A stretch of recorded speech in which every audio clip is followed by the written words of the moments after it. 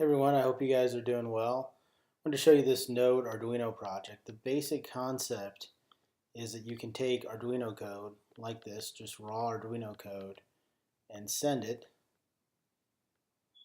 and it compiles. And this is pretty close to zeros and ones for the Arduino. This is a .hex file, and hex is basically base 16. So that means the number system has 6 extra characters, A through F, and it's really close to binary, so a computer can take that and turn that into binary really easily. So that's basically, in binary there's just 0 and 1. So this basically turns Arduino code pretty close to binary on a Linux server. It's using Node.js, which is pretty cool. Got an extra file upload I need to delete.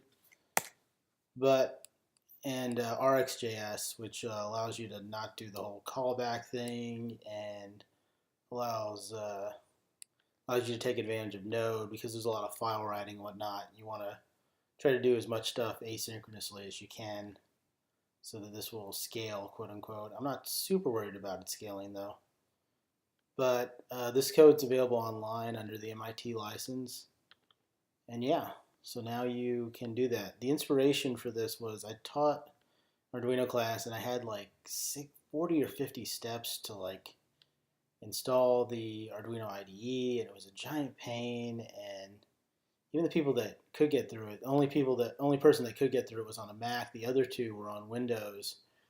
And I thought, like, wouldn't it be great if like it was just an Electron app or just a desktop app they just install, and all the compiling and all the weird dependencies and all that stuff is just taken and put on a web server offline, and just like abstract that out from the user. So the user doesn't even know. They're just dragging blocks onto the screen or dragging code. So I think this is going to help me to rewrite the IDE a little later. I'm going to put a link to the code. Let me know what you think, and I'll catch you guys later.